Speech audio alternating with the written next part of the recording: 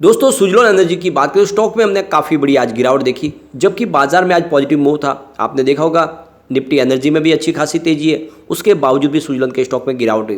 तो इसके पीछे सबसे बड़ी वजह है तुलसी तांती का देहांत। तुलसी तांती हमारे बीच में नहीं रहे, इसकी वजह से एक थोड़ा सा निगेटिव माहौल बन चुका है। सुजलॉन के अंदर बहुत सारी पॉजिटिव बातें, लेकिन फिलहाल सुजलॉन एनर्जी के पास उनका एमडी नहीं है, और जो उनका फेस था जिसको आप प्रोजेक्ट कर सकते थे वो अब नहीं है, और इसी वजह से पूरा माहौल बिगड़ा है और सुजलॉन में काफ़ी ज़्यादा वीकनेस आ गई है। लेकिन इसके बीच में यहाँ पे आप देख सकते हो कि जो अपडेट निकल के आ रही है वो कह रही है कि इसी सप्ताह हमारे सामने जल्दी नए सीईओ और एमडी हो सकते हैं। तो वो कौन हो सकते हैं और क्या संभावना बन रही है, इस वीडियो के माध्यम से डिस्कस करेंगे। क्या लेटेस्ट अपडेट निकल के आ रही है और क्या आने वाले समय में फिर से बड़ी गिरावट होगी या फिर यहाँ से पॉजिटिव माहौल बन सकता है, और जिसने भी राइट इशू में अप्लाई किया है उसको क्या फ़ायदा हो सकता है, और आने वाले समय में क्या सुजलॉन में तेज़ी की संभावना बनेगी। इन सारी बातों को समझेंगे इस वीडियो के माध्यम से। सबसे पहले बीएसई अगर सेंसेक्स की बात करें तो 58,222 के स्तर पर आज भी क्लोजिंग रही। 156 पॉइंट की हमने तेज़ी देखी, यानी 0.27% अपर हमारा बाजार। वैसे अगर आप देखें तो पॉजिटिव माहौल तो काफ़ी अच्छा था, लेकिन बाद में तेज़ी इतनी बड़ी नहीं बनी। उसके पीछे वजह यह है कि प्रॉफिट बुकिंग पिछले 2 दिन में तेज़ी अच्छी बनी थी, उसके बाद में यहाँ भी प्रॉफिट बुकिंग का माहौल बना है। लोग यहाँ पे प्रॉफिट बुक करना चाहते हैं। एक तरफा तेज़ी का अभी फ़िलहाल कोई इंतजार नहीं कर रहा है। यहाँ पे सुजलॉन एनर्जी की बात करें तो स्टॉक की शुरुआत तो 8 पर हुई, यानी पॉजिटिव शुरुआत हुई। 7.90 की क्लोजिंग थी परसों की, और शुरुआत 8 पर हुई, और यही दिन भर का हाई था। इसके ऊपर स्टॉक नहीं गया, फिर दबाव शुरू हो गया। 7.55 का इसने लो बना दिया, और अंत में जो क्लोजिंग है वो 7.70 पर रही। 2.53% की बड़ी गिरावट, यानी लगभग 2.5% टूटा आज सुजलॉन। ओवरऑल आप देखें तो स्टॉक में काफ़ी वीकनेस आई हुई है। यहाँ पे इसके वॉल्यूम को देखें तो आज काफ़ी ज़्यादा बढ़ोतरी हुई है। पिछले 1 महीने पहले इसका 20 करोड़ का वॉल्यूम था और 7 करोड़ की डिलीवरी उठाई गई थी। 1 वीक पहले 17 करोड़ का वॉल्यूम होता और 5 करोड़ की डिलीवरी उठाई गई थी, और परसों इसका 12 करोड़ का वॉल्यूम होता, 4 करोड़ की डिलीवरी उठाई गई थी। आज 17 करोड़ का वॉल्यूम है, काफ़ी वॉल्यूम में बढ़ोतरी हुई है। यहाँ पे एक बड़ी अपडेट निकल के आ रही है, जैसे कि आपको पता ही है तुलसी तांती जी का देहांत हो चुका है, और सुजलॉन एनर्जी के फिलहाल अब चेयरमैन और एमडी कोई नहीं है। और ऐसे में जब राइट इशू भी लाना है और कंपनी एक नए बड़े पड़ाव के ऊपर खड़ी है, ऐसे में कंपनी जल्द से जल्द नए चेयरमैन और एमडी का चुनाव करना चाहते हैं। तो ऐसे में ये जो संभावना निकल के आ रही है कि इसी सप्ताह नए चेयरमैन और एमडी का चुनाव हो सकता है, और जल्दी हमारे सामने नए चेयरमैन और एमडी आ सकते हैं। तुलसी तांती जी की बात करें तो वो सिर्फ सुजलॉन एनर्जी के फेस नहीं थी, बल्कि पूरी इंटायर विंड एनर्जी सेक्टर के लिए वो एक फेस थे। और यहाँ पे आप देख सकते हो कि उनको विंडमैन कहा जाता था। उन्होंने ही हिंदुस्तान में तो विंड एनर्जी की शुरुआत की थी। उस समय उन्होंने इन्वेस्ट किया था विंड एनर्जी में, जब हिंदुस्तान में कोई भी ग्रीन एनर्जी के बारे में बात नहीं कर रहा था। उस समय उन्होंने विंड एनर्जी में भविष्य देखा था। अब यहाँ पे आप देख सकते हो कि फिलहाल सुजलॉन एनर्जी में भी बहुत सारी प्रॉब्लम थी, लगातार उन प्रॉब्लम को उन्होंने कम किया।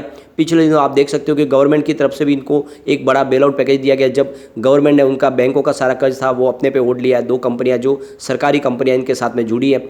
अब यहाँ पे आप देख सकते हो कि सुजलॉन एनर्जी को एक तरह से देखें तो टनल के अंतिम पड़ाव पे लाके रखा है यहाँ पे तुलसी तांती ने, जहाँ पे आगे देखें तो सिर्फ लाइट है, लेकिन अभी फिलहाल उसमें एक धक्का मारने की और ज़रूरत है। तो वो धक्का कौन मारेगा ये देखना है, क्योंकि एक तरह से देखें तो उन्होंने बहुत सारी मुसीबतें थी उनको आसान कर लिया था।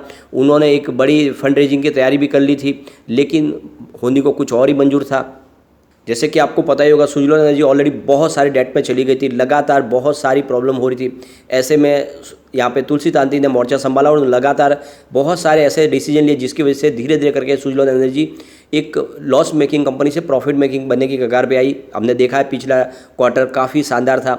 सुजलॉन एनर्जी की तरफ से जो मैनेजमेंट है वो और तांती फैमिली है वो चाहते कि जल्द से जल्द नए चेयरमैन और मैनेजिंग डायरेक्टर को अपॉइंट कर दिया जाए।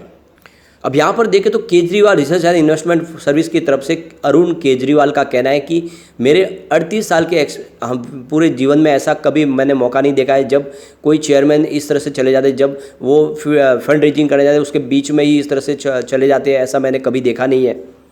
अरुण केजरीवाल का कहना है कि एक तरह से देखें तो तुलसी तांती कंपनी के लिए एक ताकत है, लेकिन फिर भी कंपनी प्रोफेशनली रन करती है और किसी एक की वजह से कभी कंपनी रुकती नहीं है। लेकिन फिर भी यहाँ पे देख सकते हो कि प्रमोटर की यहाँ पे एक बड़ी हिस्सेदारी होती है, प्रमोटर की एक बड़ी जवाबदारी होती है, और ऐसे में ज़रूरी है कि उनकी जगह पे कोई ना कोई पूरी तरह से कंपनी को संभालेगा। ऐसे में उनके ही फैमिली का कोई मेंबर जो अच्छे से कंपनी को समझता है और कंपनी को कई सालों से उसमें काम कर रहा है, उसके बारे में जानता है, ऐसे में किसी भी मेंबर को अब कंपनी को लीड करना चाहिए। वैसे तो ये देखें तो जो समय है ये वैसा नहीं है कि यहाँ पे इस तरह से बड़े निर्णय लिया जाए, लेकिन यहाँ पे सबसे बड़ी बात है राइट इशू की, जिसको पूरी तरह से सक्सेस करना है। और इसीलिए फैमिली भी चाहती है कि जल्द से जल्द नए चेयरमैन और एमडी को पोस्ट पे बिठाया जाए, ताकि जो डिसीजन है वो अच्छे से लिए जाए। और ये राइट इशू का मामला है, इसको पूरी तरह से सक्सेस करना है, क्योंकि ये बड़ा सपना था तुलसी गांधी जी का, उसको पूरा भी करना है। तो इसके लिए वो कोशिश करें कि जल्द से जल्द ये डिसीजन ले लिया जाए। पहले उन्होंने सोचा था कि दशहरा के पहले ही इसका अनाउंसमेंट कर दिया जाए, लेकिन फिर उसमें अभी बहुत सारी जो प्रोसेस है, जो प्रक्रिया है, अभी बाकी है, और इसी वजह से ये जो फैसला है थोड़ा सा डिले हो गया है। जैसे कि आपको पता है कि राइट इशू की रिकॉर्ड डेट निकल चुकी है, और अब ये 11 तारीख को राइट इशू खुलने वाला है और 20 तारीख को यहाँ पे बंद होने वाला है। और यहाँ पे आप देख सकते हो कि राइट इशू के पहले ही इसकी प्राइस भी काफ़ी नीचे आ गई, जो एक तरह से देखें तो चिंताजनक बात है। यहाँ पे देख सकते हो कि तांती परिवार 14.50% की होल्डिंग रखते हैं कंपनी के अंदर। तुलसी तांती के दो भाई और हैं, गिरीश और विनोद तांती, जिसमें दोनों के दोनों बोर्ड सदस्य थे। और इसमें गिरीश तांती की बात करें तो वो नॉन एग्जीक्यूटिव डायरेक्टर के पद पर थे, और विनोद तांती वो होल टाइम डायरेक्टर और चीफ ऑपरेटिंग ऑफिसर के पद पे थे। तो ये एक तरह से देखें तो इनके दो भाई ऑलरेडी कंपनी में अपनी सेवाएं दे रहे हैं। तुलसी तांती के एक लड़का और एक लड़की है, प्रणव और निधि। और यहाँ पे अगर प्रणव की बात करें तो फिलहाल प्रणव कैरियन ग्रीन एनर्जी में प्रेसिडेंट के पद पे काम कर रहे हैं, और निधि की बात करें तो वो यूएस बेस्ड कंपनी सेवगोस टेक्निक में प्रेसिडेंट के पद पे काम कर रही है। आने वाले समय में हो सकता है कि इनमें से ही किसी को जिम्मेदारी दी जाए। वैसे ये सारे के सारे लोग काफ़ी एक्सपीरियंस पर्सन है। तो आप देख सकते हो कि ये दो इनके भाई और दो बच्चे हैं, हो सकता है इनमें से ही कोई अब चेयरमैन बने, तो संभावना बहुत सारी है।